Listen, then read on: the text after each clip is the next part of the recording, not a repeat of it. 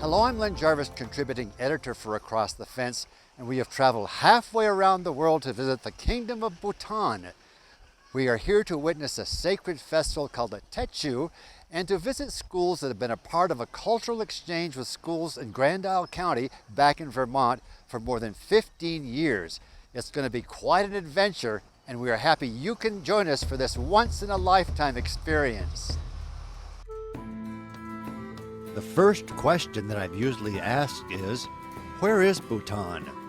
Well, it borders India to the south and China to the north, separated by the majestic Himalaya mountains. Bhutan has a population of some 740,000 people, and its capital city is Thimphu. But we arrived in Paro, as it is the only major airport in the country with just one runway that is only accessible on clear days. Happy to be on terra firma are my traveling companions, Katja Wilcox, president of Island Arts, and the video editor for our show today, Marco Ayala. We were met by Pema Tenzi and Tashi Dema, hosts for our visit.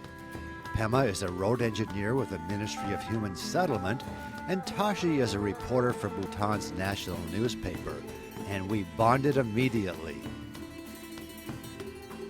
To go with a hot tea were homemade snacks of fried corn and chips made with flour and a variety of spices, all very good. While in Paro, we stopped to see Khenpo Phuntsok Tashi, director of the National Museum of Bhutan. His visit to Vermont set the wheels in motion for the Youth Art Exchange. I asked him about memories of his visit some 15 years ago. I enjoy very much the young kids. They are very full of life and very honest and very straightforward, because I have not seen the before American children how they are really open-minded. But so there's very much common, it's not totally different things, only the different landscape, geography, but they all are aiming to be smart, happy, educated. So this is how you can really bring together this kind of education, build up, becoming sort of like what I call knowledgeable, enlightened, educated sort of people.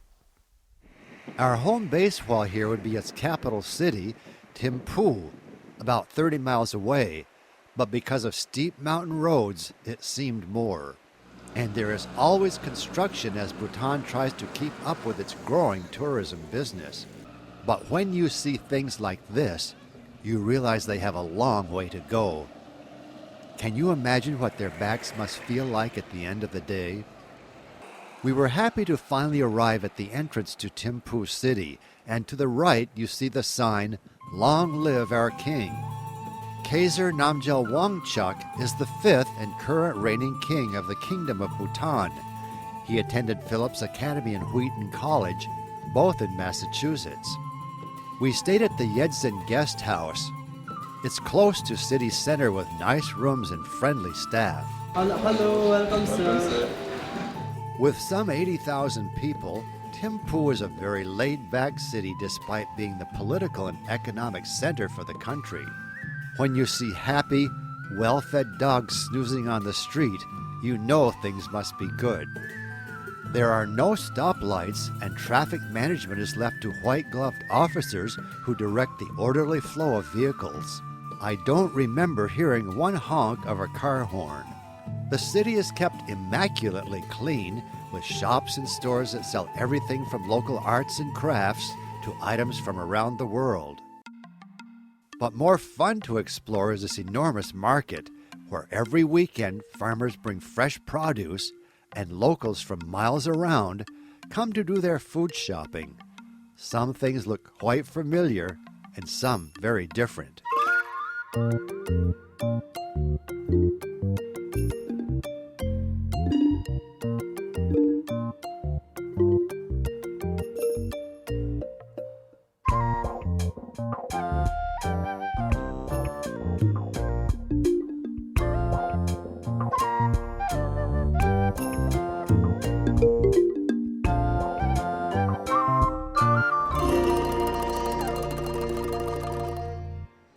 Perhaps one of the reasons for such tranquility and happiness is that Lord Buddha is their spiritual leader. He teaches that happiness comes with an inner peace that eliminates negative and hateful states of mind, leading the way to a kind heart. One of the ways to achieve this is through meditation at one of the many beautiful stupas throughout the city. This is accomplished by walking 3 or more times around the stupa while chanting the mantra, either quietly or out loud. And by lying prostrate before the stupa, worshippers turn away from materialism and self-ego while asking for guidance from Lord Buddha.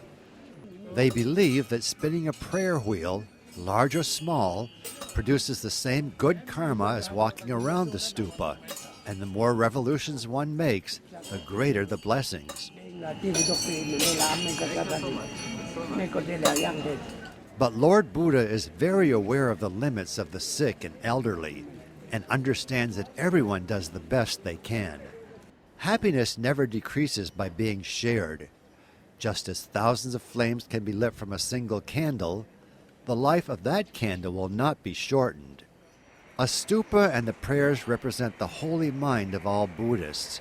It's a very powerful practice and must be done with strong devotion and an undistracted mind. While filming these worshippers, I heard a quiet voice beside me. How do you feel when these people go around the stupa? I feel happy. Wow. How do you feel? I too. Good. Yes. And that voice belonged to Phub Dorji. Why are you here? I asked. I'm here to go around the stupa since the stupa was very, very special in our belief. So you can just see that everyone goes around the stupa. So if we could make around the stupa, so it will really benefit not only ourselves, it will benefit all the sentient beings. How many times did you go around? I could just go around only 21 times. So actually, I thought of making more. Yeah. But then since I got tired, so I thought of taking rest and I came here. The first school we visited was the Lungten Zampa Middle Secondary School, and we were met by Principal Kinley Pem, who introduced us to some of her students.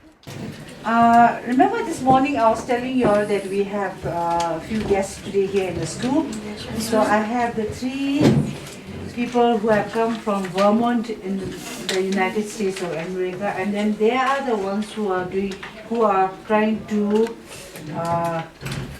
encourage people to get into artwork. And we soon learned that there are many talented young artists among the 1,300 students at the school. Hi, I'm Anjali and I'm in class 10F, and these are my artworks. The first one I drew is this little girl is me, and I'm walking through my dreamland. Actually, trees aren't colored like this, but in my dreamland it has colorful trees and all. And the second art is about the bird I love the most. It's kind of unique, colorful bird, like a rainbow. It's called macaw. And the third art I did is the zong, or temple. Actually, I just imagined and drew it. And the bird also I imagined and drew it. And we were escorted to another classroom to meet a young artist who is environmentally conscious. My name is Karma Yangchen Hamu, and I am in 7H, and I'll turn 11 this year.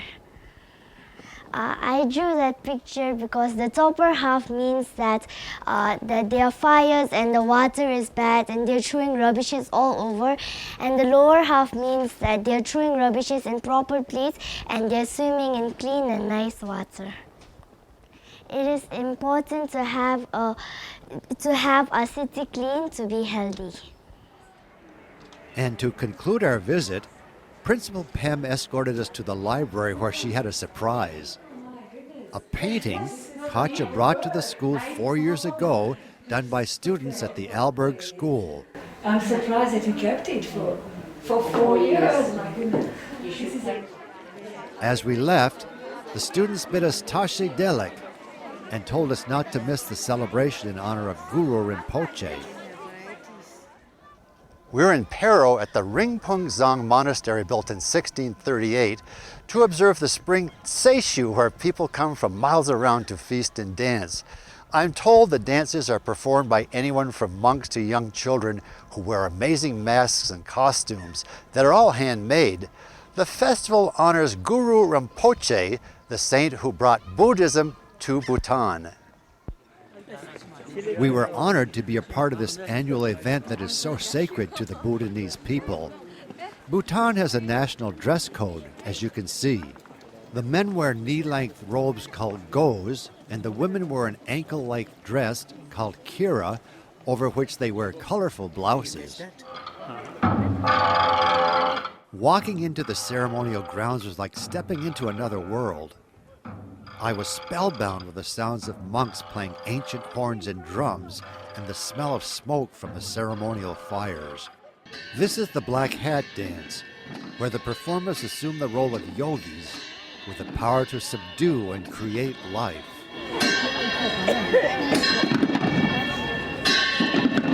The dances, called chams, can be traced back to the founder of Bhutan and have been passed down essentially unchanged since the 17th century. Observing them is a blessing, as the music and movement were created to replace evil with love and compassion. These chams are not written, but passed down from person to person. Many of them now exist in the bodies of a few elderly men. If not recorded or documented, they may disappear forever.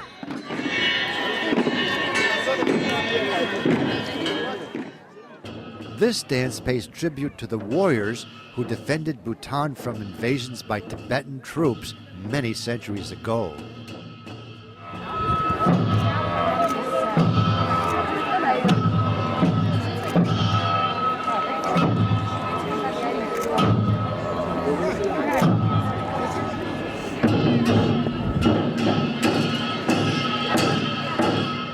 During breaks of the performances, families gather for refreshments.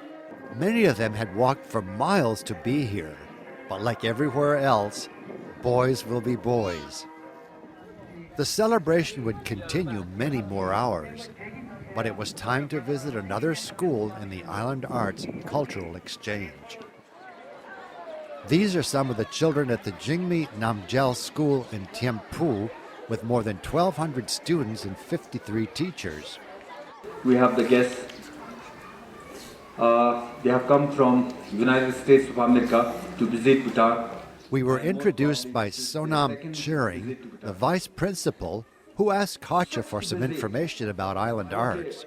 Part of our program is an exchange of creative thoughts and art between our children and the children of Bhutan.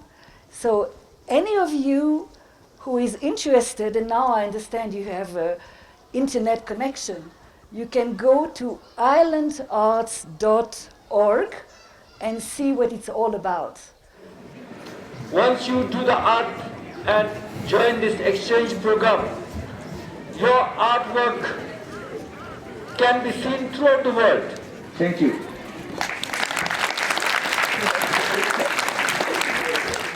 And then, in the art class, we had the great pleasure of handing out paintings and drawings done by students back in Grand Isle County. This is some of the art we bring you, and I'm going to give it to your teacher for the art club. And then we have so much. beautiful Art. If you like to do artwork, painting. Oh, good. Very good.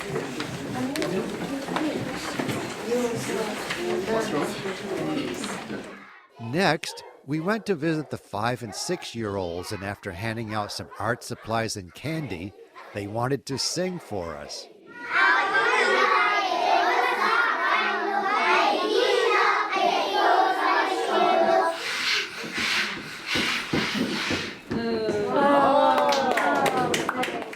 The children were all anxious to send artwork back to Vermont, and for that, we were honored and grateful.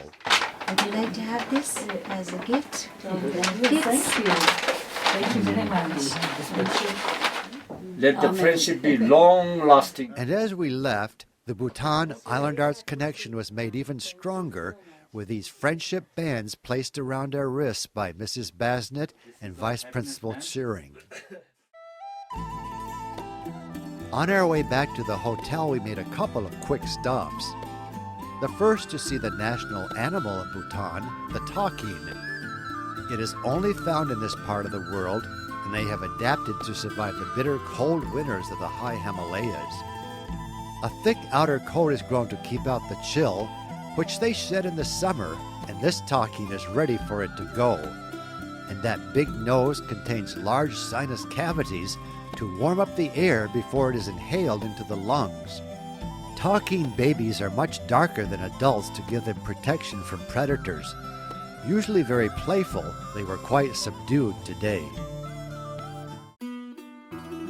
Certain to draw many visitors to Bhutan is the construction of the gigantic Buddha Dordendra statue, being built in bronze and gilded in gold.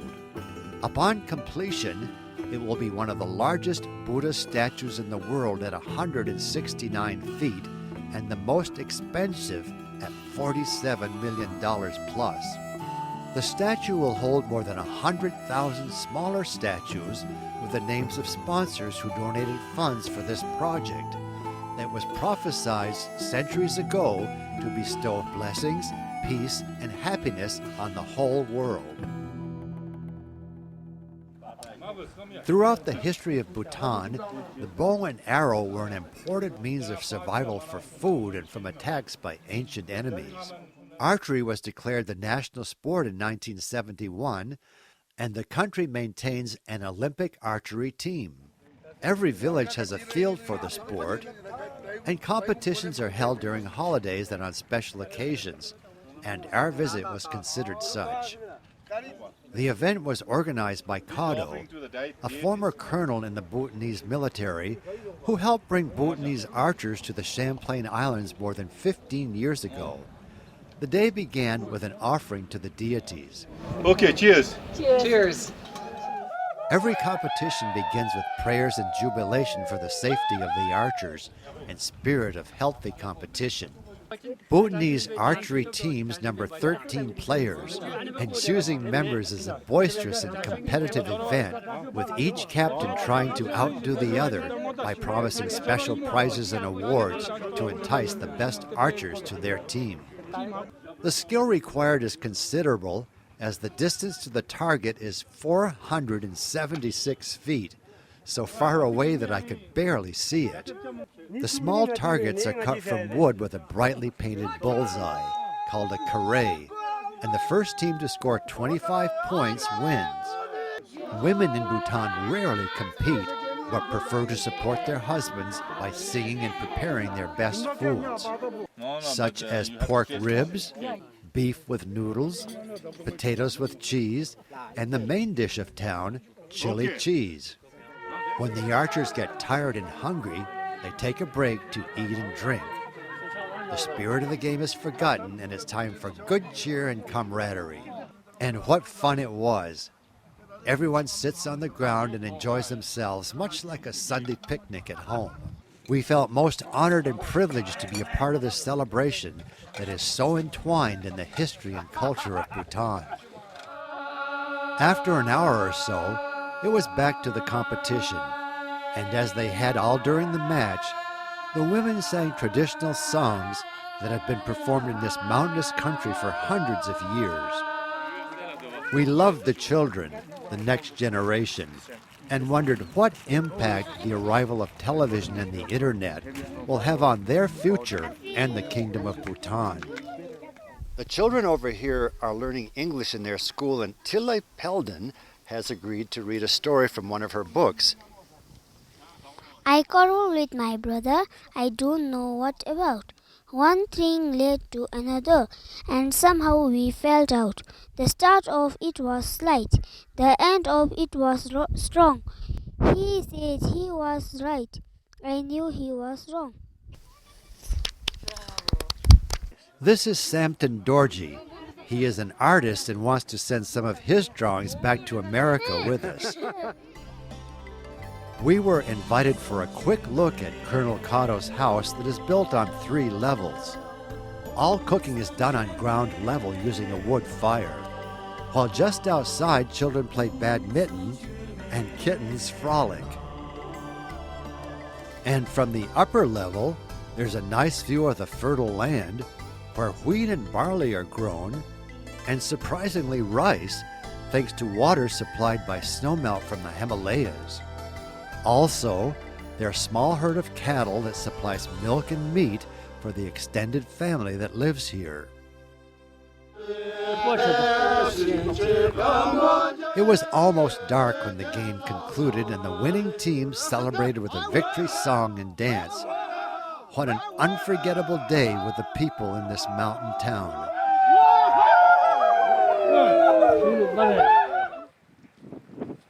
The last school that we would visit was the Dawaka Lower Secondary School in a remote mountain valley about 150 miles from the China border. It is a 2-hour walk for many of the children, one way, and those who live farther away stay at the school during the week.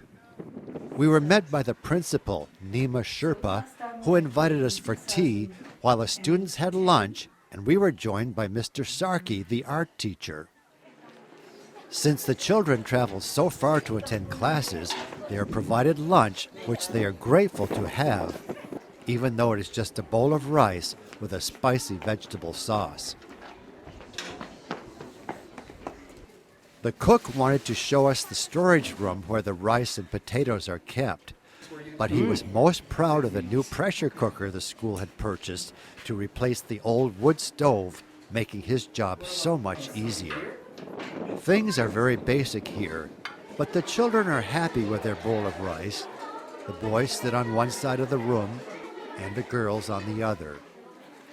After lunch, the students headed back to their classrooms, and our first stop was the pre-primary class. This is the pre-primary class, the lowest grade, the youngest ones.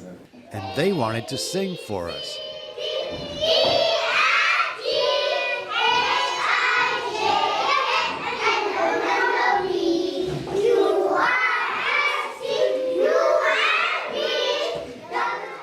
"15 years ago, there was no library, and Katja made a small donation to buy their first books.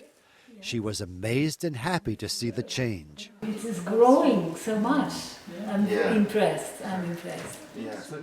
Mr. Sarki explained the Island Arts Exchange program to his art class and then gave them a surprise assignment. And we will also have the exchange program from their country. We wanted to know what kind of culture they are having. So we are basically we are going to start the drawing. Okay, you can start about our culture, tradition, whatever you know. Did you understand? Yes, sir. Okay, you can start. We'll check back with them later. Mr. Sarki also teaches music, and 3 of his students sang while he played the hammered dulcimer.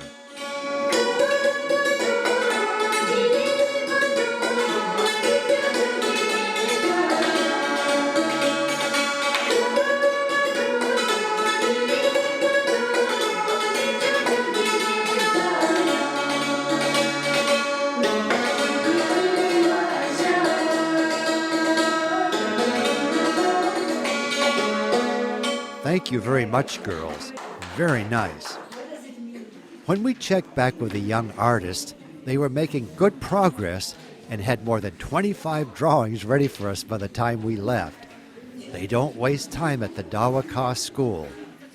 And this speaks volumes about the students here. Somewhere they found this old and broken satellite dish, but they were 100% sure it could be fixed to receive an internet connection. May the blessings of Lord Buddha be with them. We were honored to be invited to the office of Mingbo Dukpa, the Minister of Education for the Kingdom of Bhutan. And if they have these exchange programs coming thousands of miles away from their country, I think they find it exciting. Number one, not only exciting, but also many ways they also find a lot of similarities. What happens with the children, their thoughts, their speech, the artwork, the culture is really not totally different from what we do here. Therefore, that kind of establishing that kind of a relationship, and for the young children, it adds a lot of extra color to their daily monotonous learning experiences. A program such as this, the island arts promotes, is very focused, very educational, and is very well conducted and organized. So definitely, I think our children must be benefiting equally, and I hope the children out there in America also are able to share the kind of experiences, thinking, thoughts, beliefs, attitude of the Bhutanese children through such an organization. On our last night in Bhutan, we were invited to have dinner with our hosts Pema and Tashi and meet their 2-year-old daughter Karma and other family members. We felt right at home. On the menu was curried chicken, a cheese and egg fry, fresh beans and asparagus, and potato curry. All very tasty, and we learned that little Karma had a good appetite and put that big spoon to good use. It is nice to have new friends in this faraway kingdom, and we will communicate via social media and are confident that our paths will cross again. Some wonderful memories, and hasn't this been an amazing journey from the capital city of Thimphu to the Techu and Paro and all the things in between. We were especially happy and moved to visit the schools and see how much the Island Arts sponsored Bhutan Grand Isle Connection has meant to them, and how this bond will continue with our gifts of school supplies and art. Our thanks to everyone here in Bhutan who made this visit possible, and we are pleased that we could share this amazing story with all of you. For Across the Fence, I'm Lynn Jarvis in Bhutan, the land of the Thunder Dragon. Thank you for watching.